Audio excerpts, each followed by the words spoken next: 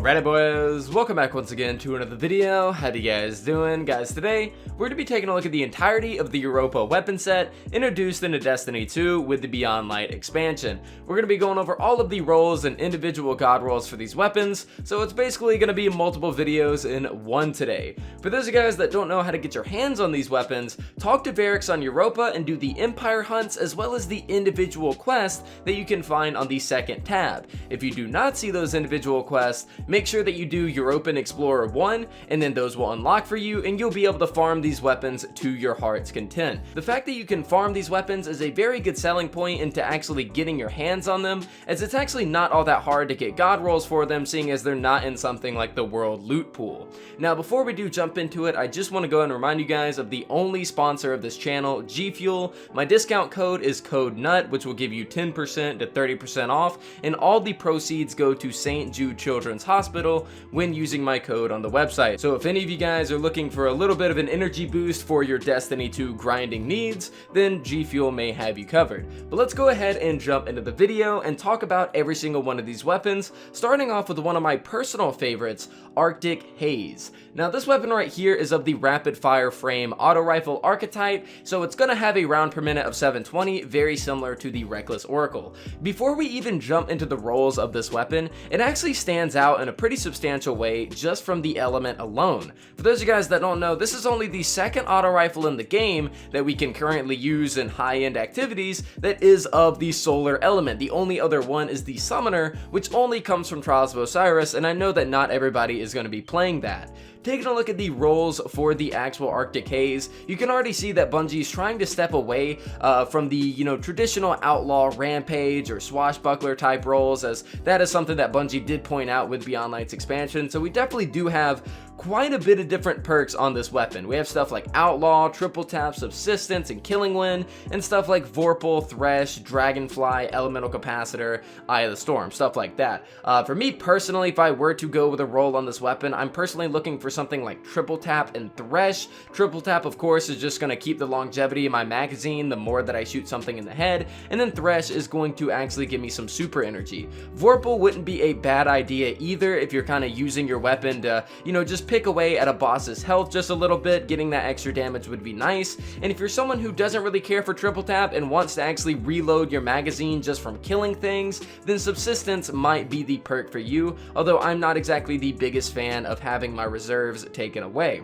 Now you can also go with Killing Wind and Elemental Capacitor for PvP, but me personally, I'm not really much of a PvP player, and when I am, I'm using stuff like hand cannons. All in all though, Arctic Haze is a very good weapon to keep your eyes on just for the element alone, and I feel as though this weapon actually does handle very well, and I do like this archetype a lot in PvE. Now moving on from the Arctic Haze, we actually have the Bonechiller Precision Frame Shotgun. Of course, this is a slug shotgun, and those are extremely in meta right now, mainly for PvE, but you can use these in PvP. Taking a look at the roles on this weapon, we have some very interesting roles here. We have Lead from Gold to basically allow you to get more ammo just from picking up stuff like heavy. Auto-loading holster, which is very good for DPS phases, being able to stow your weapon away, use something else, and then have it fully reload and swap back to it. You actually have Triple Tap on this weapon, so if you are going against a boss with a lot of health, shooting it in the face repeatedly is definitely going to allow you to keep on going and keep on shooting, especially with something like Assault Mag, giving you an increased rate of fire and allowing you to do it a lot more quickly for the DPS phase. And you also have Firmly Planted, Surplus, as well as Dual Loader. Looking at the second slot, we have stuff like Demolitionist, Dragonfly, Slideways, Opening Shot. Unfortunately, this weapon does not have Vorpal Weapon, which allows you to deal more damage to bosses like the First and Last Out does. However, if you don't have the First and Last Out, this is definitely a very good option for you to have. So for me personally, I would go for something like Assault Mag, Auto-Loading Holster, and Demolitionist. But you can get kind of funky with this weapon. You could use Dual Loader to allow you to reload 2 shells at a time. You could use Triple Tap to allow you to just keep pegging a target over and over and over again and just keep getting ammo back in the magazine. There is a lot of different things that you can do with this weapon, but for me personally, I would probably settle for at least Auto-Loading Holster. Now, moving on over from the Bonechiller, we actually have a very unique weapon, which is known as the Subzero Salvo, which is actually a precision frame rocket launcher, meaning that it has built-in tracking for its rockets.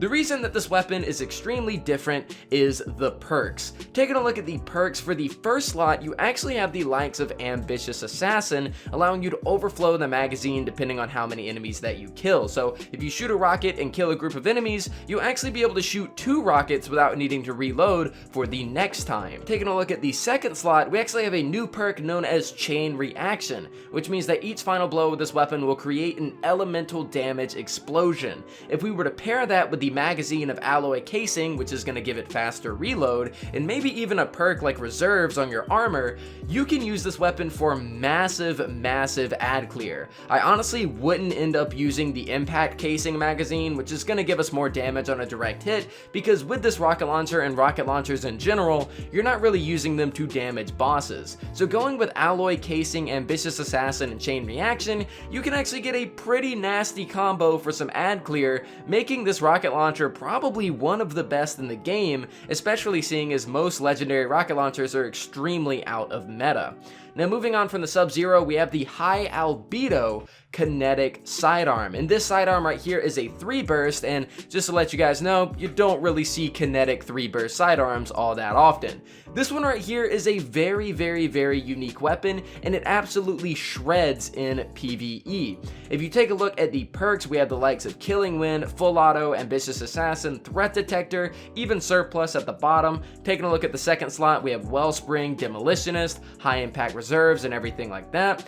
For me personally, I would probably end up going with the role of Tac Mag, Ambitious Assassin, and either Wellspring or Demolitionist. This weapon right here, especially with Ambitious Assassin, is pretty much going to guarantee that you're going to be able to shoot this weapon for a very long time. Whenever Ambitious Assassin does proc, and because this is a 3-burst weapon, you get an entire burst back into your magazine, meaning another 3 bullets. So you can actually pretty much fire this weapon for a very long time, depending on how many ads that you end up clearing out. So something like Ambitious Assassin and another perk to allow you to regain your abilities and stuff like that would be pretty nice. High Impact Reserves wouldn't be a bad option either, but that's pretty much where I would end off my rolls on the high albedo. This weapon's pretty good, and I would definitely get your hands on it.